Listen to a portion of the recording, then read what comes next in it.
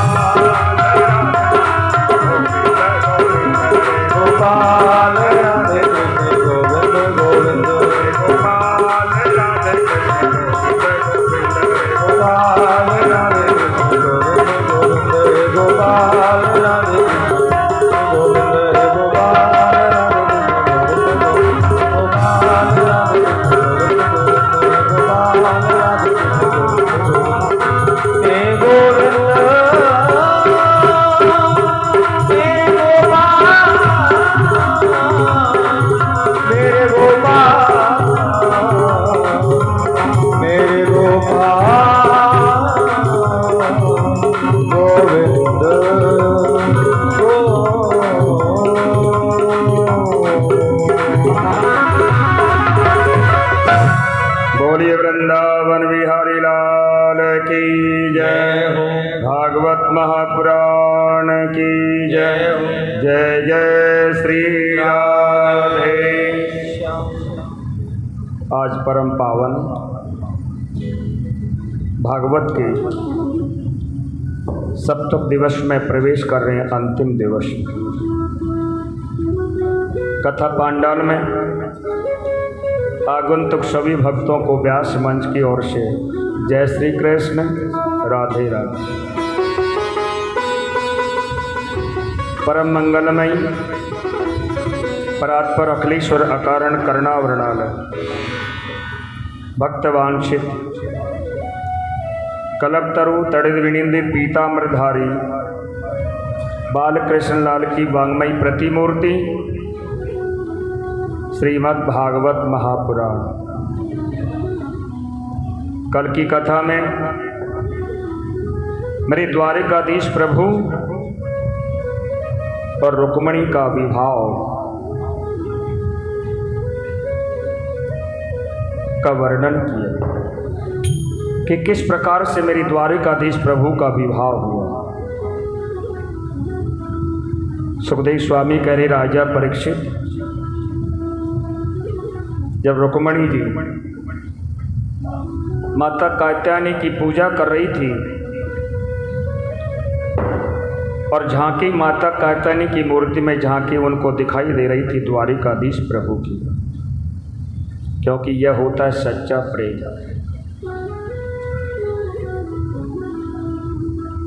और मेरे प्रभु रथ से उतर करके आए 10,000 सैनिक रखवाले के लिए चारों ओर खड़े। जैसे मेरे प्रभु को रोकना चाहा तो प्रभु खिलखिला करके हंस गए और ऐसे हंसे कि उनकी हंसी में सारे के सारे सैनिक ही फंस गए। कोई प्रभु का पीताम्बर देख रहा है, कोई प्रभु की चरण पादुका देख रहा है, तड़ित विनिंदित पीताम्बर अब जैसे ही माता कात्यायनी देवी के मंदिर में प्रवेश किया और रुक्मणी जी को गोद में लेकर के मेरी द्वारिकाधीश प्रभु लाकर के रथ में बैठा दिया और रथ के घोड़ों की लगाम खींची। और जैसे ही रथ के घोड़ों की लगाम खींची वो घोड़े हवा से बात करने लगे। इतने में सारे सैनिक मेरे प्रभु को निहार रहे। इतने में एक सैनिक ने कहा, भैया हम तो वो सांवले सलोने तड़ित विनिदित पीतांबर धारी इतना परम सुंदर पुरुष हमने अपने जीवन में कभी नहीं देखा। भैया हम तो उसको देखने में लगे हुए थे। अब रुक्मणी जी है नहीं मंदिर में। सैनिकों ने जाकर के देखा रुक्मणी मंदिर में नहीं है, क्योंकि वह तो द्वारिकाधीश प्रभु ले गए।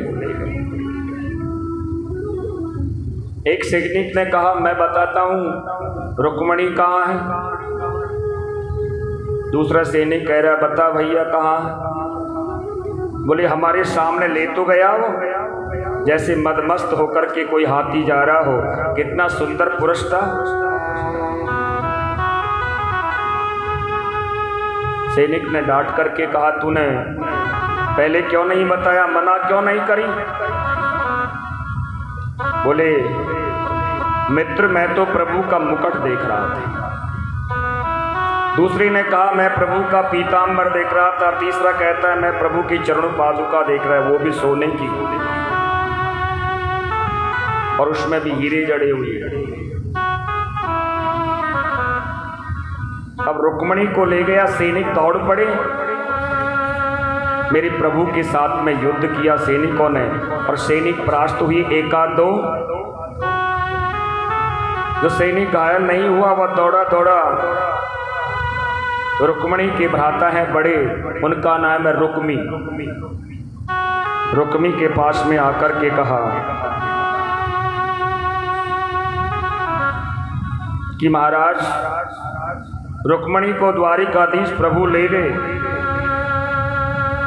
रुक्मी धमक कर के बोला कि तुम 10,000 सैनिक थे और तुम्हारे सामने से एक पुरुष लेकर के रुक्मणी का हरण करके लेकर के चला गया। बोले महाराज हम क्या करें, बड़ा बलशाली।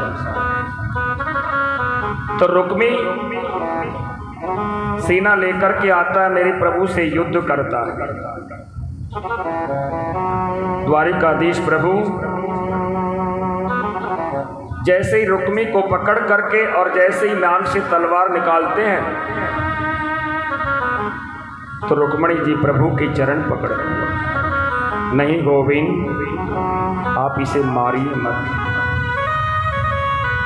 क्योंकि मैं नहीं चाहती कि मेरे विवाह में मेरी भाभी विधवा हो जाए। और मेरी भाभी ने ही मुझे ये बताया था कि द्वारिकाधीश प्रभु को पत्र लिखो, और जिस भाभी ने मुझे आपको पाने में सहयोग किया और वही विधवा हो जाए, यह मैं नहीं चाहती। द्वारिकाधीश प्रभु कह रहे हैं देवी हम मारेंगे नहीं, लेकिन थोड़े दंडित कर देते। तो आधे सिर के बाल और दाढ़ी मोछ आदि मोड़ दी और रुक्मी को रथ के पहिए के बांध लिया। सामने से आ रहे थे बलराम जी। बलराम जी को पता चल गया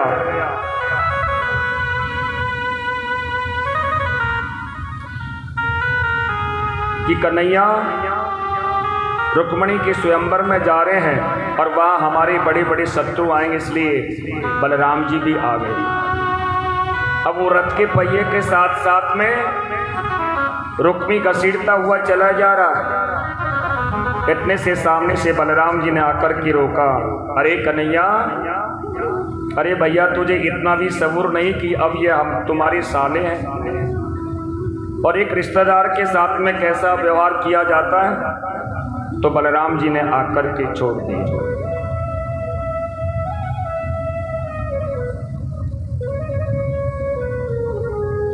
सुखदेव स्वामी कह रहे राजा परीक्षित, इधर राजा भीष्मक ने फिर बड़ी रुक्मिणी को लेकर के आए और बड़ी धूमधाम से रुक्मिणी का विवाह मेरे द्वारिकाधीश प्रभु के साथ में कर दिया। रुक्मिणी को समझाया, बेटा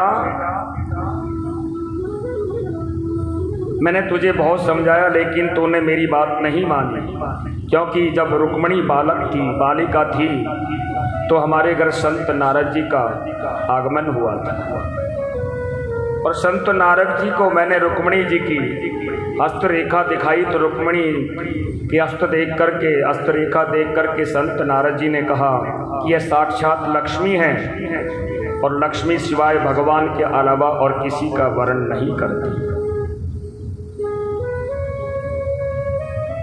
तो राजा भीष्मक ने अपने हाथों से रुक्मिणी का विवाह किया, कन्यादान किया। अब मेरे प्रभु रुक्मिणी को लेकर के द्वारिका नगरी में आ गए। द्वारिका के राजा हैं। आचार्य सुखदेव स्वामी कहते, राजा परीक्षित कामस्तु वासुदेवांशो दग्धम प्राकम रुद्रमन्नुना देहम पतये भूतस्नेवं पति पद्दतः। एक बात और भी है राजन कि जो व्यक्ति समाज में जल्दी तरक्की कर लेता है, उच्च पद पा जाता है, तो उस व्यक्ति के शत्रु बहुत ज्यादा हो जाते हैं।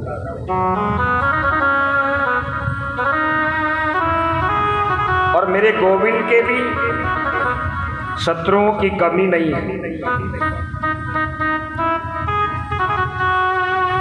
रुक्मिणी कुछ समय के पश्चात एक पुत्र को जन्म दिया और उस पुत्र का नाम है प्रद्युम्न।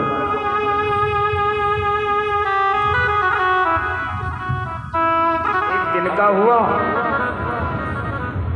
शंबासुर को, राक्षस शंबासुर को पता चला, असुर को, तो शंबासुर ने क्या किया, अपना भेष बदल करके द्वारिका नगरी में प्रवेश किया और सोते हुए रुक्मिणी जी के बगल से उनके पुत्र प्रद्युम्न को हरण करके लेकर चले गए।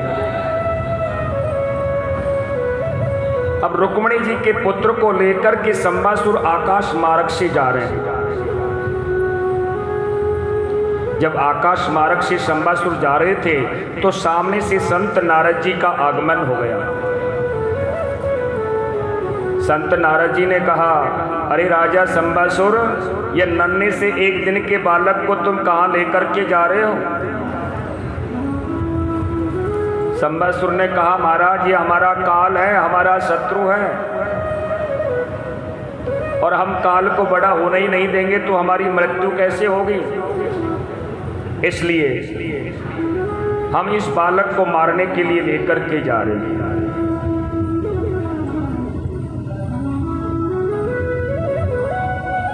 अब नारद जी ने मन में विचार किया कि इस दुष्ट से भगवान श्री कृष्ण के पुत्र को कैसे जीवित बचाया जाए। तो नारद जी ने कहा, अरे राजा शंबासुर, इतना बड़ा बलशाली योद्धा और ये नन्हे से बालक को तू अपने हाथों से मारेगा? लोग क्या कहेंगे, इतना बड़ा बलशाली राजा, और वो घबरा गया जो नन्हे से एक दिन के बालक को ही अपने हाथों से मार दिया। शंबासुर कह रहा है, लेकिन आपने सुना नहीं, है हमारा काल है। बोले एक काम करो राजन, तुम कहाँ हो? बोले महाराज मैं तो आकाश में हूँ। तो ये नन्हे से बालक को आकाश से ही तुम नीचे छोड़ दो पृथ्वी पर, और जैसे ये पृथ्वी पर गिरेगा और इसका प्राणांत हो जाएगा, ये मर भी जाएगा और तुम्हारे हाथ भी गंदे नहीं होंगे। शंबासुर ने कहा, महाराज यह तो आपने अच्छी तरकीब बताई। तो शंबासुर ने प्रद्युम्न को आकाश मार्ग से छोड़ दिया नीचे पृथ्वी पर। लेकिन जब शंबासुर को ऊपर से छोड़ा था तो नीचे समुद्र था, और नीचे समुद्र था। अब समुद्र में आपको पता है मछली भी रहती हैं, मगरमच्छ आदि रहते हैं, जल के जंतु। तो जैसे ही वो आकाश मार्ग से जल में गिरा, समुद्र के जल में, इतने में एक मछली ने क्या सोचा, कोई खाने की वस्तु है, और जाकर के गप से भगवान श्री कृष्ण के उस बालक को निगल गई। अब वो बालक को वो मछली निगल गई। इधर से एक मछुआरे ने आकर के अपना जाल फेंका, और जाल में जिस मछली ने भगवान श्री कृष्ण के पुत्र को निकला है, प्रद्युम्न को, वही उस जाल में आकर के फंस गई। मछुआरे ने उस मछली को बाहर निकाला, जाल को खींच करके। उस मछली को देख करके मछुआरा बड़ा प्रसन्न हुआ। मन में सोचा कि मछली पकड़ते पकड़ते हमें न जाने कितना समय व्यतीत हो गया, और ऐसी मछली तो हमें आज पहली बार हमारी जाल में आकर के फंसी। एक काम करता हूँ, इतनी बड़ी ये इतनी बड़ी मछली को ले जा करके राजा संबसुर के यहाँ देता हूँ, राजा को भेंट में दूंगा, और राजा इसके बदले मुझे बहुत स्वर्ण मुद्रा देंगे। तो वो मछुआरा उस मछली को लेकर के राजा संबासुर के यहाँ दरबार में पहुंच जाता है। संबासुर को वो मछुआरा भेंट करता है। संबासुर उस मछली को देख करके बड़ा प्रसन्न होता है, और उसके बदले उस मछुआरे को स्वर्ण मुद्रा दे करके, और वहां से स्वर्ण मुद्रा लेकर के वो मछुआरा लौट करके आ जाता है। इधर संबासुर के यहाँ एक विद्यावती नाम की नारी है, और यह भोजन बनाने का कार्य रसोई घर में संबासुर को यही भोजन बना करके खिलाती है। अब ये नारी कोई और नहीं है, कहते हैं ये कामदेव की पत्नी रति है, और यही विद्यावती बनकर के संबासुर के यहाँ भोजन बनाने का कार्य करे। तो विद्यावती को संबासुर राजा ने बुलाया, कहा देवी इस मछली को ले जा करके हमारे लिए पकाइए। अब जैसे ही विद्यावती ने उस मछली को बीच से चीरा, और उसमें वो नन्हा सा बालक निकल गया, जीवित बालक है। उस बालक को लेकर के विद्यावती संबासुर राजा के पास में जाती है। संबासुर राजा कहता है देवी तुम्हारे कोई संतान नहीं है, इसलिए एक काम करो, तुम ही इसका लालन पालन करो। अब वो विद्यावती उस बालक को खिला रही है अपनी गोद में। एक दिन देव ऋषि नारद जी ने विद्यावती की गोद में उस बालक को देख लिया, तो वो विद्यावती के पास में आ गए। कहा देवी विद्यावती जिस बालक को तुम अपनी गोद में खिला रही हो, पता है ये बालक कौन है? बोले महाराज आप ही बताइए, मुझे तो पता नहीं है बालक कौन है। मुझे तो मछली के उदर से मिला है, पेट से मिला है। बोले देवी यह कोई और नहीं तुम्हारा स्वयं का पति है कामदेव। कहते हैं कि जब शिव तीसर नयन उघारा, निर्खत काम भयऊ जर छारा। भगवान शिव को जब कामदेव ने अपने बाणों के द्वारा पीड़ित करना चाहा, तो भगवान शिव जी का तीसरा नेत्र खुल गया और काम जल करके भस्म हो गया। कामदेव की पत्नी रति रोती रोती भगवान शिव के पास में आई। बोली महाराज आपने ये क्या कर दिया? भोलेनाथ, भगवान भोलेनाथ ने कहा देखो देवी, द्वापर युग में जब कृष्ण बनकर के स्वयं नारायण प्रभु आएंगे, तो ये तुम्हारा जो पति कामदेव है ना, ये भगवान श्री कृष्ण का पुत्र बनकर के आएगा। और तुम जाकर के द्वापर युग में जाकर के संबासुर नाम के असुर के यहाँ जाकर के तुम भोजन बनाने का कार्य करो। तो नारद जी ने बताया ये कोई और नहीं है कोई बालक, ये तुम्हारा स्वयं का पति है। तो विद्यावती रसायन शास्त्र की बहुत बड़ा ज्ञाता है। उसने क्या किया, रसायन शास्त्र के द्वारा, विद्या के द्वारा उस नन्हे से बालक प्रद्युम्न को तुरंत युवा बन कर दिया।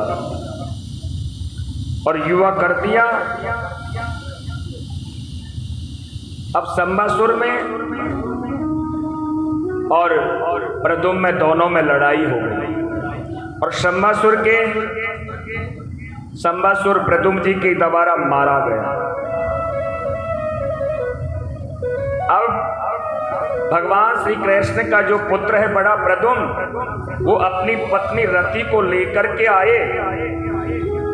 सुखदेव स्वामी कह रहे राजा परीक्षित, जब तक प्रद्युम्न अपनी पत्नी रति को लेकर के आए तब तक तो मेरे भगवान के 16,107 विवाह और हो गए थे। पहला विवाह तो आपको पता है कि रुक्मणी जी के साथ में हुआ मेरे गोविंद का। दूसरा विवाह जामवती के साथ। अब जामवती का नाम लेते ही तो राजा परीक्षित तुरंत बोल पड़े, गुरुवर जामवती के साथ में मेरे द्वारिकाधीश प्रभु का विवाह, ये बात थोड़ी जची नहीं, क्योंकि जामवती तो एक रीछनी है और रीछनी के साथ में मेरे गोविंद का विवाह कैसे हो गया। तो सुखदेव स्वामी कह रही राजा परीक्षित, द्वारिकापुरी नगरी में एक राजा आकर के रहे और उस राजा का नाम है सत्रजीत। राजा सत्रजीत के यहाँ एक मणि है और उस मणि का नाम है स्मंतक मणि। उस मणि का काम क्या है, यदि रोज व्यक्ति 4 घंटे बैठ करके उसकी पूजा करे तो 2 भार सोना रोज उगल देती है। तो एक दिन राजा सत्रजीत उस मणि को गले में पहन करके और द्वारिकाधीश की प्रभु की सुधर्मा सभा में चले गए, जाकर के बैठ गए। द्वारिकाधीश प्रभु ने वो मणि को देखा, पूछा राजा सत्रजीत तुम कितने घर में कितने मेंबर हो। राजा सत्रजीत ने कहा द्वारिकाधीश प्रभु, एक मैं हूं, एक मेरी माँ है और एक मेरी पुत्री है और एक मेरा भाई है, हम 4 प्राणी हैं। तो राजन ये इतना सोना लेकर के तुम क्या करोगे, एक काम करो, इस मंतक मणि को यहीं हमको ही दे दीजिए, जो इससे सोना उगलेगी तो लोगों के कार्य में, लोगों के सुरक्षा में काम आएगा।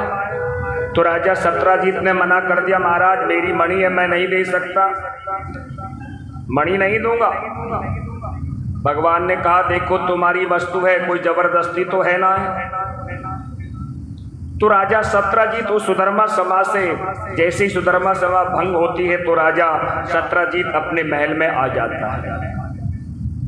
इधर क्या हुआ, एक दिन राजा सत्रजीत का भाई है प्रसेन, और राजा सत्रजीत का भाई प्रसेन है तो उसने क्या किया, उस मंतक मणि को गले में पहन करके और घोड़ी पर बैठ करके आखेट घेरने के लिए जंगल में चला गया। जब जंगल में गया तो जंगल में एक शेर ने उस मणि को चमकती हुई दमकती हुई देखा। उस शेर ने सोचा कि यह क्या वस्तु है, तो शेर ने क्या किया, उस घोड़े को भी मार दिया और राजा सत्रजीत का भाई प्रसेन है उसको भी मार दिया और उस मणि को मुख में लेकर के आगे बढ़ गया। जब मणि को लेकर के आगे बढ़ा तो सामने से जामन जी आ गए, और जब सामने से जामन जी आए और जामन जी ने जैसे ही उस शेर के मुख में, जैसे ही उस शेर के मुख में वो मणि देखी और देखते ही जामन जी ने क्या किया, उस शेर को भी मार दिया और उस मणि को लेकर के गुफा में आ गए और ला करके अपनी पुत्री जामवती को वो मणि दे दी। अब कई दिन व्यतीत हुए तो राजा सत्रजीत ने द्वारिकापुरी नगरी में चारों ओर ढिंढोरा पीट दिया कि परसों की बात है, भगवान द्वारिकाधीश मुझे स्मंतक मणि मांग रहे थे और मैंने मना कर दिया तो मेरे भाई को मार दिया और वो स्मंतक मणि चुरा ली।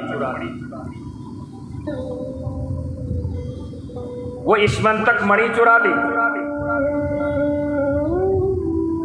जैसे ही मेरे गोविंद को पता चला, सुखदेव स्वामी कह रहे, राजा परीक्षित, मेरे प्रभु ने कहा अपने गुरु से कि महाराज बताइए मैंने कौन सा ऐसा कार्य अपराध हुआ है जिसकी वजह से मेरे झूठे कलंक लग गया। तो प्रभु ने क्या किया, कुछ द्वारिका के निवासियों को साथ में लिया और वो स्मंतक मणि की खोज में चल पड़े। अब देखते देखते, चिन्हों को देखते देखते जैसे ही वन में प्रवेश किया तो वहां देखा कि प्रसेन भी मरा पड़ा है, घोड़ा भी मरा पड़ा है। वहां से आगे देखा, शेर के चिन्हों को देखते देखते आगे बढ़े, वो शेर भी मरा पड़ा है और वहां से जामवंत जी के पैरों का निशान। अब वो निशानों को देखते देखते गुफा के द्वार पर पहुंच गए। द्वारिकाधीश प्रभु ने कहा, जो द्वारिका के कुछ लोग थे उनसे कहा, भैया तुम बाहर खड़े रहो और हम जाते हैं गुफा के अंदर और मणि लेकर के आते हैं। अब जैसे ही द्वारिकाधीश प्रभु ने उस गुफा के अंदर प्रवेश किया तो उस समय जामवंत जी की पुत्री जामवती उस मणि से खेल रही थी। और जैसे ही जामवती ने भगवान द्वारिकाधीश को देखा और देखते ही चिल्ला पड़ी, चीखने लग गई। जामवंत जी आए दौड़ करके, देखा ये कौन पुरुष आ गया। तो जामवंत जी का और भगवान द्वारिकाधीश दोनों का युद्ध प्रारंभ हो गया। अब युद्ध प्रारंभ हो गया, तुरंत राजा परीक्षित ने यह प्रश्न उत्पन्न कर दिया, गुरुवर अरे ये जामवंत जी तो वही है जो राम अवतार में भगवान की सेना में थे। तो यहाँ गुरु भगवान और भक्त दोनों में युद्ध, ये बात थोड़ी समझ में नहीं आई। सुखदेव स्वामी ने कहा, राजा परीक्षित सुनो, मेरे प्रभु ने, मैंने आपसे कहा था कि मेरा प्रभु ऐसा है, यदि भक्त के मन में कोई इच्छा जागृत हो जाती है तो उसे जरूर पूरी करते हैं। तो कहा, राजन जब राम रावण का युद्ध चला और राम जी के हाथों द्वारा रावण मारा गया, अब विजय प्राप्ति मिल गई, विभीषण को राज तिलक हो गया, सब लोग बैठे थे, बानर भालू आदि सब, नल नील जामवंत जी, सुग्रीव आदि, हनुमान जी। तो मेरे प्रभु ने कहा, जो जिसके मन में इच्छा है वो वरदान मांग लो। अब सभी ने कुछ न कुछ मांगा। जामवंत जी का नंबर आया, जामवंत जी से कहा, जामवंत जी आप भी कुछ मांगिए ना। जामवंत जी हाथ जोड़ करके कह रहे, प्रभु मुझे कुछ नहीं चाहिए। हमने रावण से युद्ध तो किया, लेकिन रावण की बोले सेना में मेरे बरोबर का कोई योद्धा नहीं था टक्कर का। एक रावण था, वो तुम्हारे हाथों मारा गया। तो मैं ये देखना चाहता हूं कि तुम्हारी भुजाओं में कितनी ताकत है। एक काम करो, तुम मुझे वरदान देना ही चाहते हो तो मेरे साथ में युद्ध करो। भगवान राघवेंद्र ने कहा, देखो जामवंत जी, इस समय हम मर्यादा पुरुषोत्तम बनकर के अवतरित हुए हैं। तो स्वामी और सेवक दोनों का युद्ध यह मर्यादा के विपरीत है, इसलिए हम तुमसे हम युद्ध अब इस समय नहीं करेंगे। लेकिन तुमने वरदान मांगा है तो द्वापर युग में जब हम कृष्ण बन करके आएंगे तो हम तुम्हारे साथ में युद्ध जरूर करेंगे। इसलिए जामवंत जी का और भगवान द्वारिकाधीश का युद्ध प्रारंभ हुआ और युद्ध करते करते कई दिन व्यतीत हुए तो जामवंत जी की नस नस ढीली हो गई। हाथ जोड़ करके बोले बस प्रभु अब मैं समझ गया, आप तो मेरे वही राघवेंद्र है ना।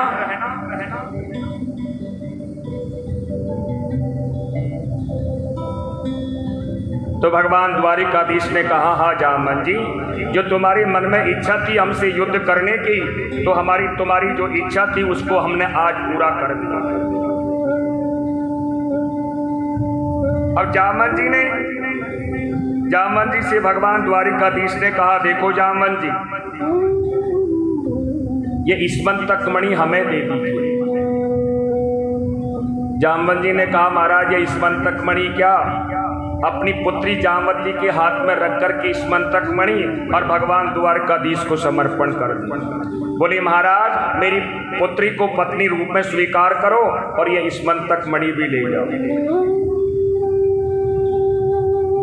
अब द्वारिकाधीश प्रभु जामवती को लेकर के जैसे ही द्वारिका नगरी में प्रवेश किया, द्वारिका नगरी में चारों ओर हल्ला मच गया। सब लोग कहने लगे कि यह द्वारिका के राजा को क्या हो गया, द्वारिकाधीश प्रभु को अरे रीछनी से विवाह करके लेकर के आ गया।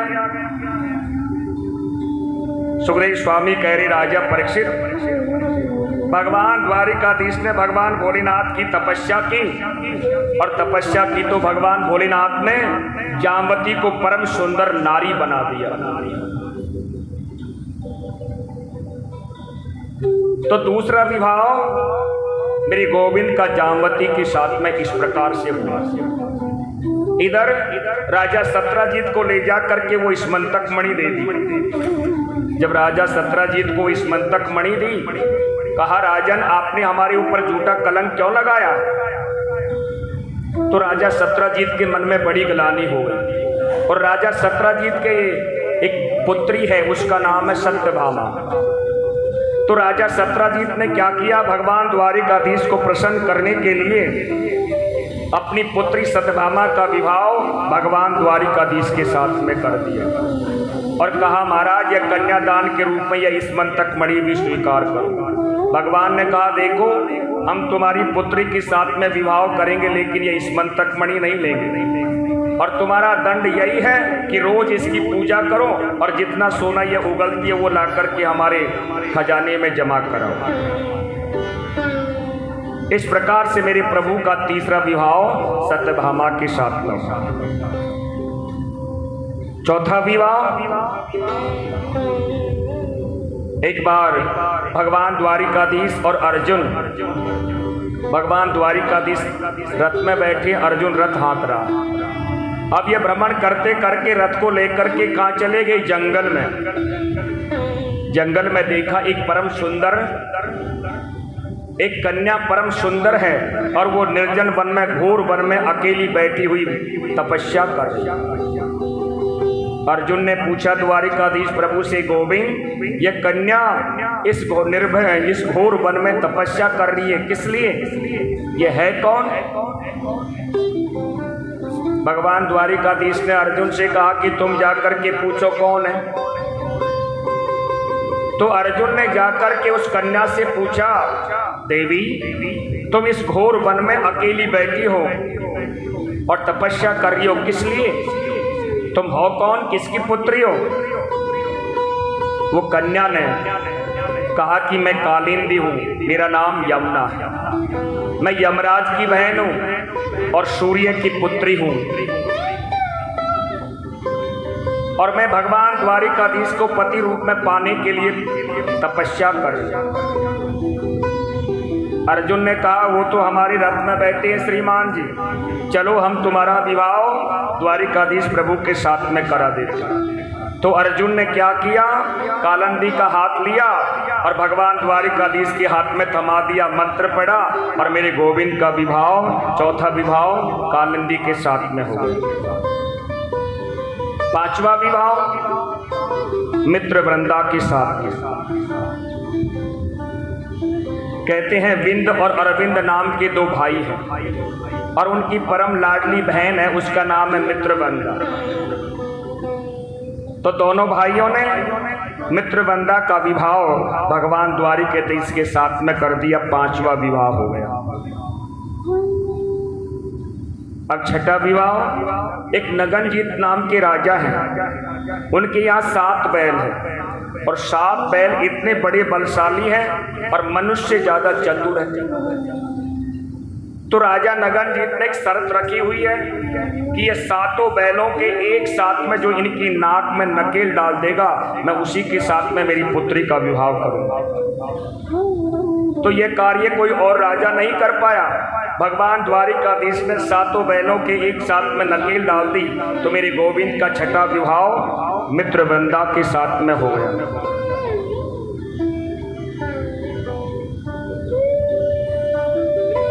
सातवां विवाह भद्रा के साथ में हुआ। एक राजादी देवी है और यह देवी राज को संभालती, इसकी पुत्री है मित्रवृंदा। तो सातवां विवाह भद्रा के साथ में हुआ। मगध देश के राजा हैं और उनकी बिटिया का नाम है लक्ष्मणा। और मेरे गोविंद का 8वां विवाह लक्ष्मणा के साथ में हुआ। सुखदेव स्वामी कह रहे राजा परीक्षित, अब मेरे प्रभु के 8 विवाह हुए।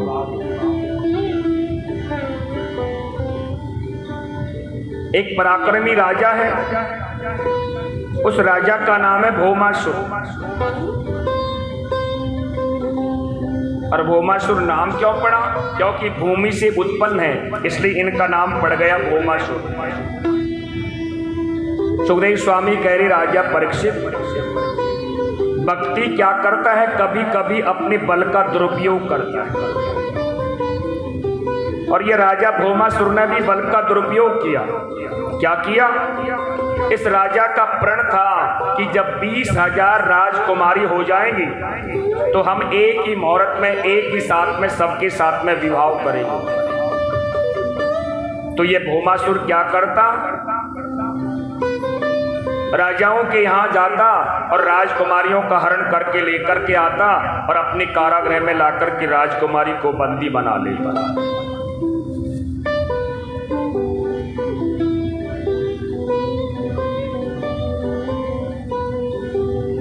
अब राजकुमारी को बंदी बना लेता और वो राजकुमारी एक दो नहीं, उन राजकुमारियों की संख्या 16,000 हो गई। तो मेरे प्रभु ने, कहते हैं देवताओं की माता अदिति के छत्र, माता अदिति के कुंडल और वरुण का छत्र भी भौमासुर ने चुराया हुआ है। तो देवताओं ने जाकर के भगवान द्वारिकाधीश से प्रार्थना की कि महाराज, वो भौमासुर नाम का राजा बड़ा अत्याचारी है, वो अपने बल का दुरुपयोग कर रहा है। तो भगवान द्वारिकाधीश भौमासुर के यहाँ पधारे और भौमासुर से द्वारिकाधीश प्रभु दोनों का युद्ध प्रारंभ हो गया। और युद्ध प्रारंभ हुआ तो द्वारिकाधीश के प्रभु के हाथों से भौमासुर मारा गया। मेरे प्रभु ने भौमासुर के कारागृह को जाकर के देखा,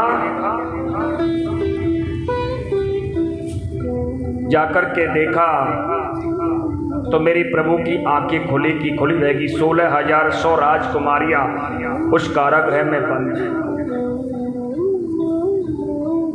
अब मेरे प्रभु ने मन में सोचा, अब ये राजकुमारियां क्या करेंगी? यदि वापस ये लौट करके अपने घरों को जाती है तो संसार में कोई राजकुमार इनसे विवाह नहीं करेगा। क्यों? क्या कहेगा कि तू तो भौमासुर राजा की रखेल। अब ये क्या करें? ये कन्या या तो किसी गलत मार्ग का अनुसरण कर ले या आत्महत्या कर ले। तो मेरे प्रभु ने 16,100 कन्याओं से कहा, देवियों, यदि तुम्हारे मन में कोई अन्यथा विचार नहीं है तो मैं तुम सब राजकुमारियों के साथ में विवाह करने के लिए तैयार हूं। अब जैसे ही मेरे प्रभु ने कहा, उन कन्याओं की, उन राजकुमारियों के हृदय में बोले खुशी का कोई ठिकाना नहीं रहा। क्यों? कि संसार में कौन ऐसी नारी है जो द्वारिकाधीश प्रभु को पति रूप में नहीं पाना चाहती है। तो मेरे प्रभु ने एक ही मुहूर्त में सभी के साथ में, उन सब राजकुमारियों के साथ में विवाह कर लिया। अब मेरे प्रभु के कुल विवाह कितने हो गए? 16,108।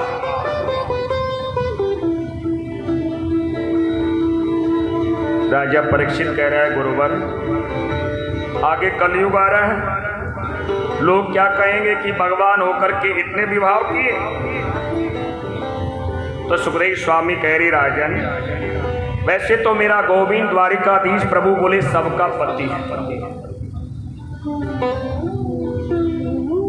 तो मैं तुम्हें बताता हूं कि ये 16,108 मेरे गोविंद की विवाह किस प्रकार से ये पत्नी कैसे बनी। तो देखिए हमारे वेद हैं 4, ऋग्वेद, यजुर्वेद, सामवेद और अर्थवेद। इन चारों वेदों में 3 कांड है, ज्ञान कांड, उपासना कांड और कर्म कांड। उपासना कांड के 16,000 मंत्र हैं। तो जो 16,000 मंत्र उपासना कांड के, उपासना का मतलब क्या है? बोले प्रभु के समीप जाना, प्रभु को उनके द्वारा प्राप्त करना। तो 16,000 जो उपासना कांड के मंत्र हैं वही मेरे गोविंद की 16,000 पत्नियां हैं। और 100 कहते हैं कि 100 प्रकार के उपनिषद हैं। वो 100 प्रकार के जो उपनिषद हैं मेरे प्रभु की वो 100 पत्नियां हैं। अब कितनी होगी? 16,100। अब ये 8 कौन? तो गीता में कभी आपने गीता का अध्ययन किया होगा तो गीता में एक श्लोक आता है,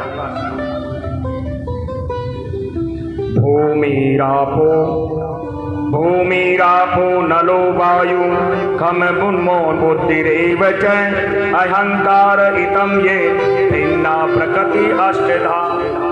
यानी 8 प्रकार की प्रकृति है। 8 प्रकार की प्रकृति कौन सी है? भूमि,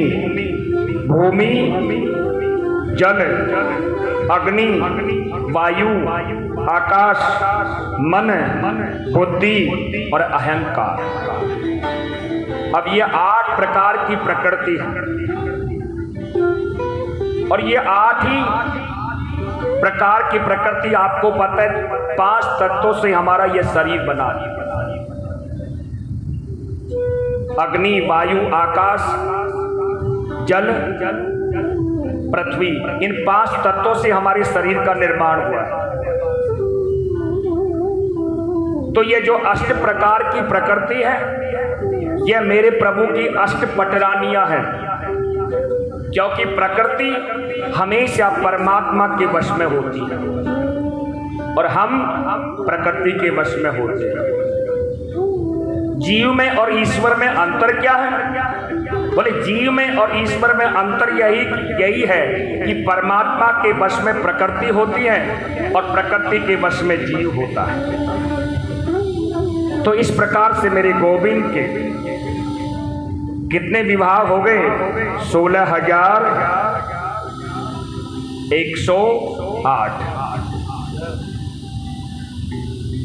क्योंकि सा सुंदर स्वरूप है मेरा प्रभु का। तेरी मंद मंद मुस्कनिया पे, तेरी मंद मंद मुस्कनिया पे बलिहार सावरे, बलिहार सावरे। तेरी मंद मंद मुस्कनिया पे, तेरी मंद मंद मुस्कनिया बलिहार सावरे, बलिहार सावरे, बलिहार सावरे, बलिहार सावरे।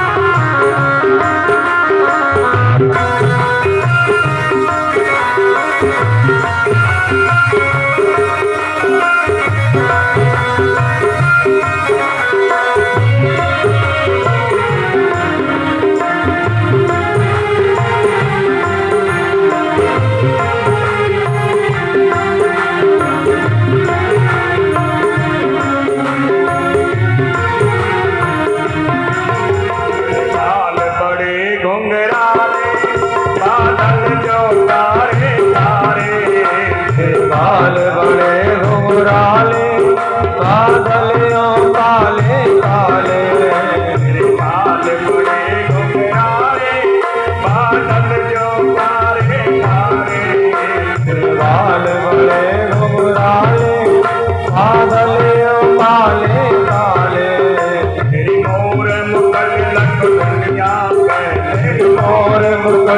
मुख कन्या के बलिहार श्याम रे, बलिहार श्याम रे। तेरी मंद मुख कन्या के तेरी मंद मुख कन्या बलिहार श्याम रे, बलिहार श्याम रे।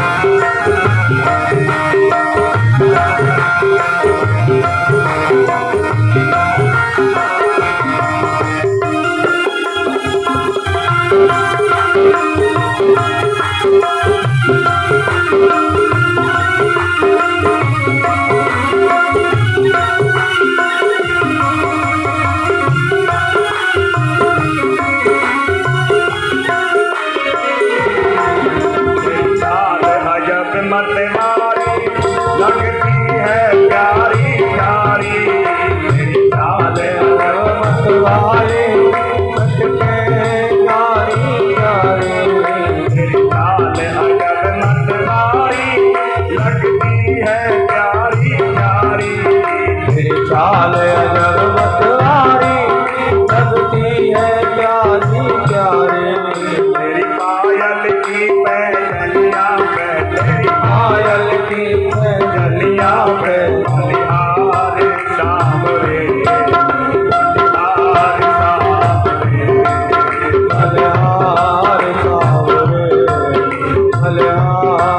श्याम रे, बलिहार श्याम रे, बलिहार श्याम रे।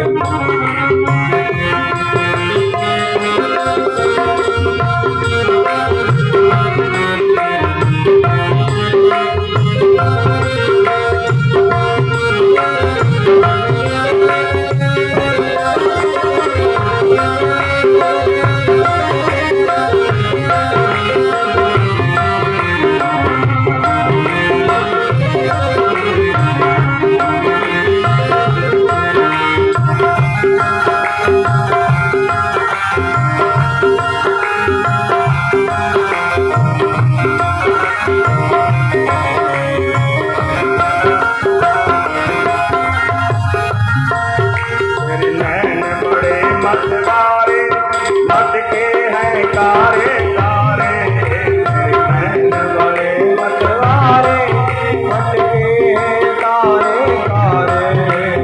नैन बड़े मतवारे मत के हैं कारे कारे।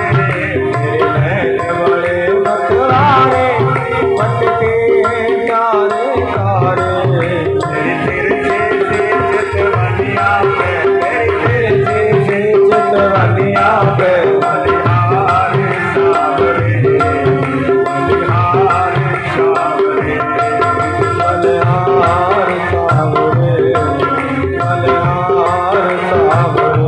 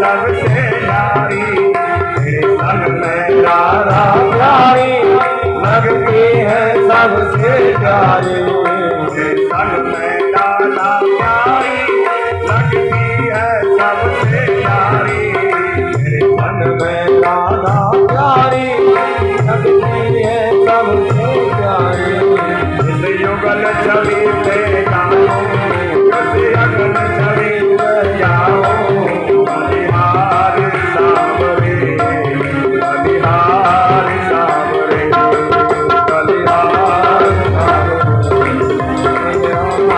सावरे मेरे मंगल बंधन से कन्या पे मेरी मंगल बंधन से कन्या पे बलिहार सावरे बलिहार सावरे बलिहार सावरे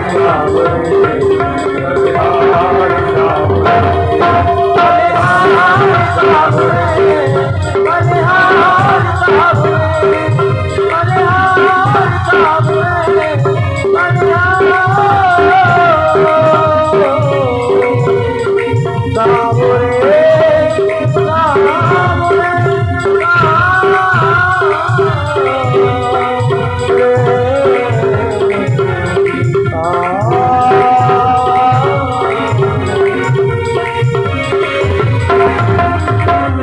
बोलिए वृंदावन बिहारी लाल की जय जय जय श्री राधे। अब मेरे गोविंद का परिवार बहुत बड़ा होगा। कहते हैं कि 16,108 और प्रत्येक रानी से बोले 10 संतान। अब आप लगाइए कितना बड़ा वैभव परिवार। एक दिन कभी कभी परमात्मा भी जीवों के साथ में विनोद करता है। तो एक दिन भगवान द्वारिकाधीश के मन में विचार आया कि हमारी सभी रानियां बारी बारी सब रूठती रहती हैं, लेकिन रुक्मणी जी कभी रूठी नहीं। तो प्रभु ने मन में सोचा कि रुक्मणी जब रूठती है, जब क्रोध आता है, तो इनकी चेहरे की आकृति कैसी होती है, हम देखना चाहते हैं। सुखदेव स्वामी से कह रहे राजा परीक्षित, एक दिन रुक्मणी जी भगवान द्वारिकाधीश के चरण ढल रही। तो भगवान द्वारिकाधीश ने अपने चेहरे की आकृति उदास बना ली, चिंतित अवस्था की। रुक्मणी जी ने पंखा झलते झलते पूछा, स्वामी जी क्या बात है, कोई तकलीफ है क्या? आज आपका चेहरा मुरझाया क्यों है? बोले रहने दो देवी जी, कोई बात नहीं, वैसे ही। बोली नहीं स्वामी बताइए ना, मुझसे कोई गलती हो गई? बोले देवी एक गलती करो तो मैं बताऊं, लेकिन तुम तो बोले गलती के ऊपर गलती करती चली जा रही हो। रुक्मणी जी घबरा गई, मैंने क्या गलती की स्वामी? बोले देवी पहली गलती तो आपने ये की कि उस स्वयंवर में कितने बड़े बड़े सुंदर राजकुमार आए और उन राजकुमारों को छोड़ करके हमसे विवाह कर लिया, जिसके न माता पिता का पता न जिसकी बिरादरी का पता। अब बताओ तुम्हें हमसे विवाह करके कौन सा सुख मिला? फिर देखा रुक्मणी जी के चेहरे पर अब भी क्रोध नहीं। फिर कह रहे हैं हाँ जी, आप कहोगे कि विवाह तो बिल्कुल नहीं करती, लेकिन हमने सुना है कि तुम तो बड़े योद्धा हो, बलशाली हो। तो रुक्मणी जी बोले ये भी गड़बड़ है। अरे हम तो वैसे ही रण छोड़ करके आगे लोगों के भय के मारे समुद्र में रहते हैं। फिर देखा रुक्मणी के चेहरे पर अब भी क्रोध नहीं। फिर कह रहे हैं आजी हम, आप कहो कि हम विवाह तो नहीं करते इसलिए कर लिया कि तुम्हारे गुणों का बखान हमने सुना था, तो तुम्हारे गुणों का बखान सुनकर के ही हमने तुमसे विवाह कर लिया। तो प्रभु कह रहे ये भी गड़बड़। अरे मुझे याद कौन करता है? जिसके न रहने का ठिकाना न जिसके खाने का ठिकाना, ये भिखमंगे बाबे, ये महात्मा, इनको कोई काम धाम तो है नहीं, न रहने का ठिकाना न खाने का ठिकाना। अभी रुक्मणी जी के चेहरे पर क्रोध नहीं। अब की बार प्रभु ने बड़ी अटपटी बात कह दी। बोले रुक्मणी जी अभी कुछ नहीं बिगड़ा है, तुम चाहो तो हम तुम्हारा विवाह शिशुपाल के साथ में करा देते। और जैसे ही प्रभु ने यह बात कही, रुक्मणी जी मूर्छित होकर के धड़ाम से पृथ्वी पर गिरने लगी। मेरे प्रभु विनोद करना भूल गए, 4 हाथ धारण कर लिए, 2 हाथों से रुक्मणी जी को उठा रहे हैं, एक हाथ से पसीना पूछ रहे हैं, एक हाथ से चवर ढोल रहे।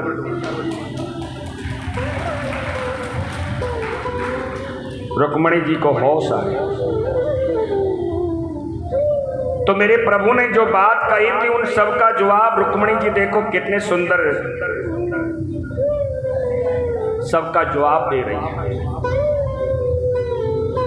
कहा स्वामी आपने क्या कहा कि न मेरी जाति का पता न मेरे माता पिता का पता। तो रुक्मणी जी कहते हैं बताइए प्रभु आपकी भी कोई जाति होती है? अरे आपके भी कोई माता पिता होते हैं? अरे सबके माता पिता तो तुम हो। आपने कहा कि मुझे याद कौन करता है? बोले जिसको न रहने का ठिकाना न खाने का ठिकाना, जिनके पास कुछ नहीं है धन दौलत। रुक्मणी जी कहती है यदि संसार में कोई धनवान है तो आपके गुणों को गाने वाले हैं, क्योंकि आपको पता है एक बार क्या हुआ, मीरा जी मेवाड़ छोड़कर के वृंदावन में आ गई। और वृंदावन में आई तो लोगों ने पूछा री मीरा तो इतने बड़े राजा वैभव सब राजपाट को छोड़ करके ये महात्मा बन गई और आकर के तुझे क्या मिला? इतनी बड़ी धन दौलत को छोड़ करके आ गई। तो मीरा जी ने क्या कहा? पायो जी मैंने राम रतन धन पायो, पायो जी मैंने राम रतन धन पायो, पायो जी मैंने राम रतन धन पायो, पायो जी मैंने राम रतन धन पायो। वस्तु अमोल देतन मोरे सतगुरु, वस्तु अमोल सतगुरु कृपा करे अपनायो, पायो जी मैंने राम रतन धन पायो, पायो जी मैंने राम रतन धन पायो।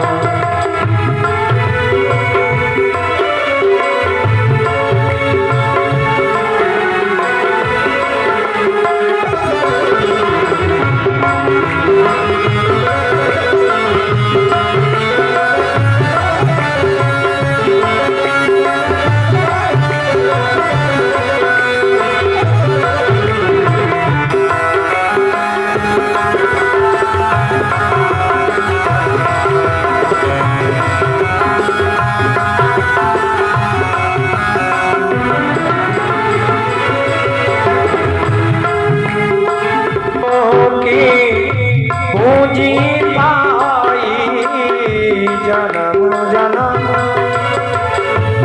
जन्म जन्म की पूंजी पाई, जन्म जन्म की पूंजी पाई। जग में सभी गवाए, जग में सभी गवायो, पायो जी मैंने राम रतन धन पायो, पायो जी मैंने राम रतन धन पायो, पायो जी मैंने राम रतन धन पायो।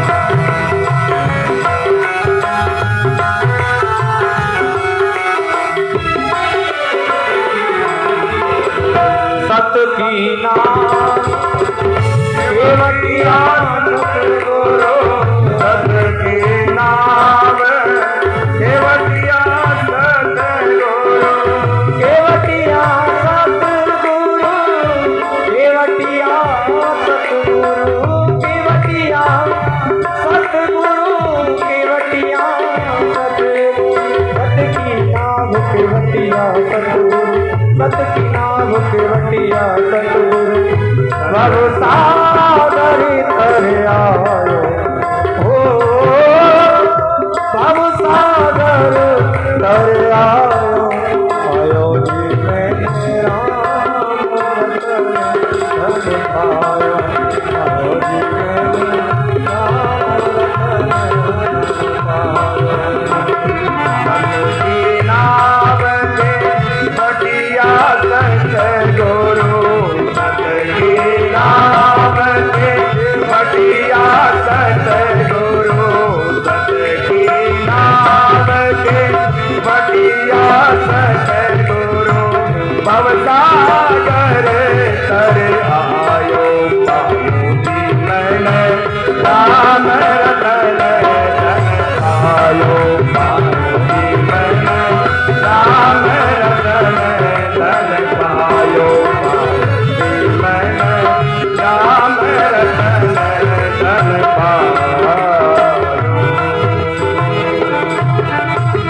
बोलिए वृंदावन बिहारी लाल की जय जय जय श्री राधे श्याम। सुखदेव स्वामी कह रहे राजा परीक्षित, तो रुक्मणी जी ने कहा यदि मुझसे कोई पूछे तो सबसे बड़ा यदि संसार में कोई धनी है तो तुम्हारे नाम का स्मरण करने वाला ही धनी है। कहते हैं ना कबीरा सब जग निर्धना धनवंता नहीं कोई धनवंता सो ही जानिए जाके राम नाम धन हो। कि सबसे बड़ा धनी तो वही है जिसके पास में राम नाम का धन है। कहते हैं कि भगवान द्वारिकाधीश का परिवार बहुत बड़ा है। अब इनके पुत्र और पौत्र आदि भी हैं, पौत्र भी हो गए और इनके पौत्र का नाम है अनिरुद्ध। तो अनिरुद्ध का विवाह बाणासुर की पुत्री है उषा उसके साथ में हुआ और बाणासुर ने इनको बंदी बना के रखा है। तो एक दिन अब भगवान का परिवार इतना बड़ा है तो एक दिन संत नारद जी द्वारिका में गए तो भगवान द्वारिकाधीश ने बड़ा आदर स्वागत किया। नारद जी ने हालचाल पूछे, कहा महाराज तुम्हारा पौत्र अनिरुद्ध कहाँ है? भगवान द्वारिकाधीश ने कहा यही द्वारिका में खेलता होगा। बोले नहीं महाराज वो बाणासुर के यहाँ बंदी गृह में बंदी बाणासुर ने अपने बंदी गृह में बंदी बना करके रखा। तो राजा परीक्षित ने या सुखदेव स्वामी से पूछा गुरुवर बाणासुर ने भगवान के पौत्र अनिरुद्ध को बंदी क्यों बनाया?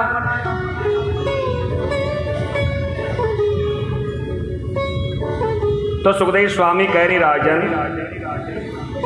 बाणासुर की पुत्री है उषा और एक दिन उषा रात्रि में सोई हुई थी तो उसे स्वप्न आ गया और स्वप्न में उसने भगवान के पौत्र अनिरुद्ध को देख लिया।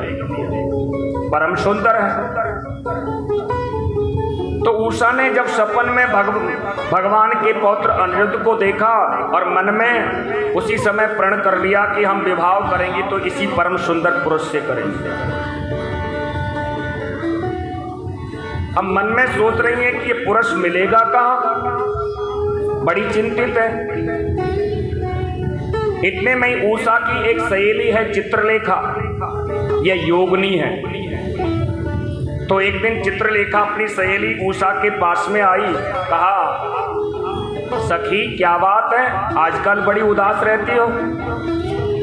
उषा ने बताया, क्या बताऊं सखी, मैंने स्वप्न में एक परम सुंदर पुरुष को देखा है और मैंने प्रण कर लिया कि मैं उसी के साथ में विवाह करूंगी, लेकिन वो पुरुष मिलेगा कहां। चित्रलेखा ने कहा, बस इतनी सी बात, मैं योगिनी हूं, संसार में जितने भी जो प्राणी हैं उनका चित्र बना करके मैं तेरे सामने से गुजारती हूं, और जैसे ही उस पुरुष को जिसने तूने देखा है उसका चित्र आते ही बस तुम उसके ऊपर हाथ रख देना।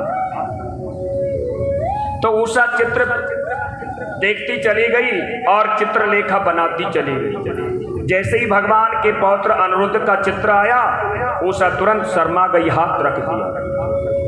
चित्रलेखा समझ गई। चित्रलेखा ने कहा, सखी यह तो भगवान द्वारिकाधीश का पौत्र है, अब इसके साथ में विवाह कैसे होगा। तो चित्रलेखा योगिनी है, उसने क्या किया, योग के द्वारा द्वारिका में प्रवेश कर गई और सोते हुए भगवान के पौत्र अनिरुद्ध जी को लेकर के हरण करके लेकर के आकर के उषा के महल में छोड़ दिया। उषा ने गंधर्व विधि से अनिरुद्ध जी के साथ में विवाह कर लिया। इधर अब उषा खुशी रहती है, अनिरुद्ध जी के साथ में बैठ करके चौपड़ पासा खेलती। तो जो सैनिक थे रखवाली करने वाले, उन सैनिकों ने जाकर के राजा बाणासुर से कह दिया, महाराज हमको तो गड़बड़ लगती है, आपकी पुत्री के हाव भाव थोड़े हाल चलन ठीक नहीं है। राजा बाणासुर ने कहा, हम जाकर के देखेंगे। तो राजा बाणासुर जिस महल में उषा रहती उस महल में प्रवेश किया, देखा तो उषा अनिरुद्ध जी के पास में बैठ करके आमने सामने बैठ करके चौपड़ पासा खेल रही। बाणासुर को क्रोध आ गया और बाणासुर का और अनिरुद्ध जी का दोनों का युद्ध प्रारंभ हो गया और बाणासुर के द्वारा अनिरुद्ध जी को युद्ध में परास्त किया तो बंदी बना करके कारागृह में डाल दिया। तो द्वारिकाधीश प्रभु बाणासुर के यहाँ आते हैं और बाणासुर से कहते कि जो पौत्र तुमने हमारा पौत्र अनिरुद्ध को बंदी बना करके रखा है उसे छोड़ दो और उसका विवाह तुम्हारी पुत्री के साथ में कर दो। बाणासुर ने मना कर दिया। अब बाणासुर ने मना कर दिया तो बाणासुर का और द्वारिकाधीश प्रभु का दोनों का युद्ध प्रारंभ हो गया। बाणासुर ने देखा कि द्वारिकाधीश प्रभु मुझे नहीं छोड़ेंगे जीवित। अब ये बाणासुर भगवान भोलेनाथ का परम भक्त है, तो भगवान भोलेनाथ को याद किया तो तुरंत बाणासुर की रक्षा करने के लिए भगवान भोलेनाथ युद्ध करने के लिए आ गए। अब भगवान द्वारिकाधीश का और भगवान भोलेनाथ का दोनों का युद्ध प्रारंभ हो गया।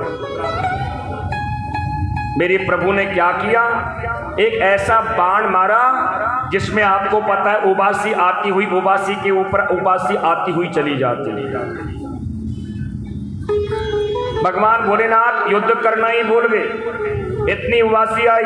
फिर भगवान भोलेनाथ ने बाणासुर को समझाया और बाणासुर ने अपनी पुत्री उषा का विवाह बड़ी धूमधाम से भगवान के पौत्र अनिरुद्ध जी के साथ में कर दिया और मेरे गोविंद अपनी पौत्र वधू और पौत्र को लेकर के द्वारिका में आ गए।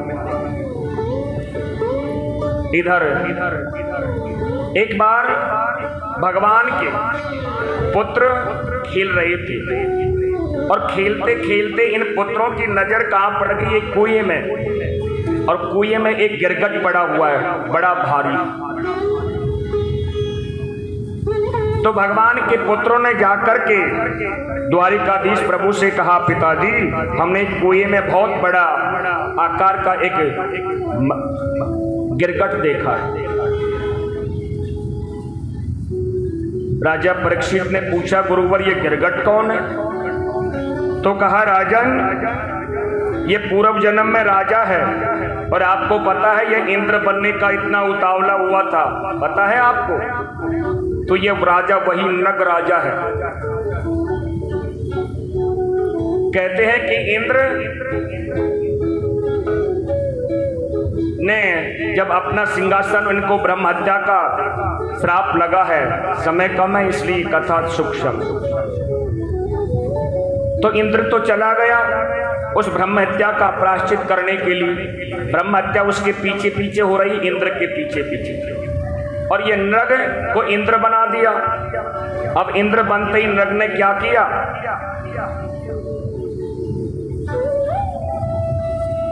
बोले इंद्र बनते ही इसने क्या किया, देवताओं की पालकी बना करके उससे विवाह करने के लिए तैयार हो गए इंद्राणी से।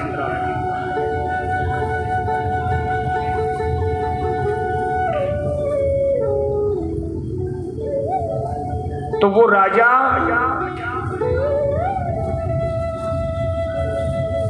ही यहां मृग बन करके, तो मेरे प्रभु ने इसका भी उद्धार कर दिया।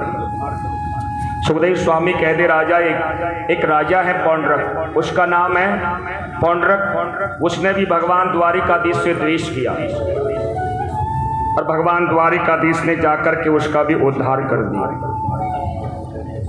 इधर नारद जी के मन में एक दिन विचार आया। क्या विचार आया? नारद जी ने सोचा भगवान का इतना बड़ा परिवार है तो ये किस प्रकार से रहते होंगे। तो नारद जी प्रभु की लीलाओं को देखने के लिए चले गए। तो 16,108 महल है, प्रत्येक रानी का अलग महल। अब प्रत्येक महल में जैसे ही प्रवेश करते तो मेरे प्रभु अलग अलग रूपों में दिखाई देते।